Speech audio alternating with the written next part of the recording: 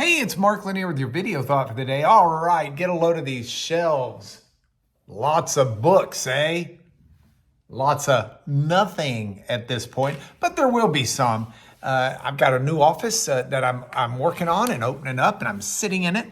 This is my first time to do a video thought for the day from the new office. And you can see I've still got to move a bunch of books in here, but maybe you'll watch it grow over time with the video thoughts for the day.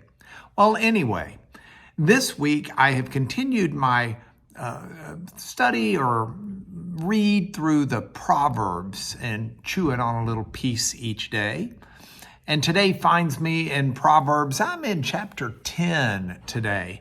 Now, I found verse 27, and I thought that it was a really good follow-up to what we looked at yesterday. Listen to this verse for a minute. Proverbs chapter 10, verse 27 says, "The fear of the Lord prolongs life, but the years of the wicked will be short." Now, after yesterday's video thought for the day, I was talking to my sweet wife, Becky, and she said to me, I understand it, I appreciate it, and it inspires me to hear passages like I heard yesterday. She said, but it doesn't, it nags at me that it doesn't always seem to be true. Yesterday's was that the righteous will never go hungry. And she said, that she's seen too many situations with children who are going hungry. I mean, they die in the world because of hunger. And this is one that would evoke some of the same nagging feelings, maybe. The fear of the Lord prolongs life. Yet, how many people do we know who feared God, who loved God, who worshiped God, who followed God, and yet their life was cut short? And how do we process and understand a verse like this that seems to be contrary to some of our experience in life? And I think the answer in that is partly an answer that, in fact, I'll be teaching on this summer as I teach at class at church how to study the Bible better. But part of this comes from recognizing what kind of literature God has put into the Bible. If you go to a library, you'll see all sorts of different genres of literature. You'll see how-tos, you'll see books of poetry, you'll see fiction, you'll see history, you'll see lots of different types of books. And the Bible, in a real sense, is a library. There are 66 different books in most Bibles.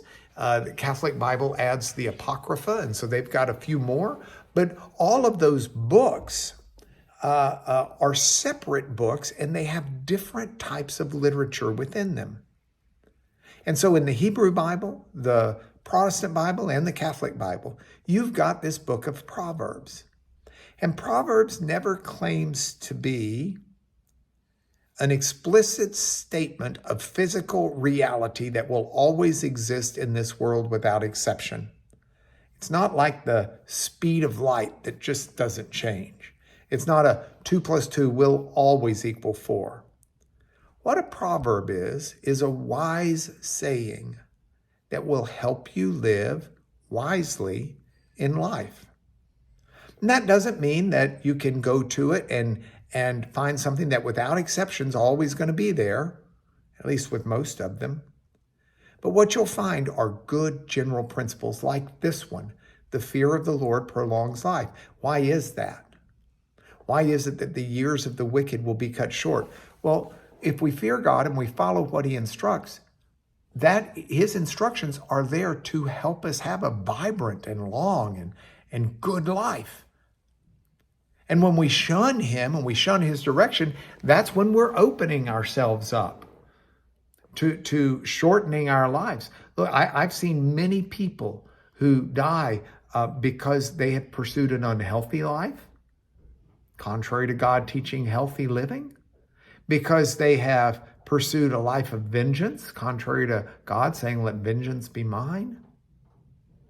They live a life of excess in alcohol and drugs, in spite of the fact that God says to do basically all things in moderation. And it does affect your life negatively. You read a proverb like this: the fear of the Lord prolongs life, but the years of the wicked will be short. That should help us understand a general principle. Our life will be better if we follow God's righteous and holy instructions. And that's my video thought to take you into the weekend. I'll see you next week.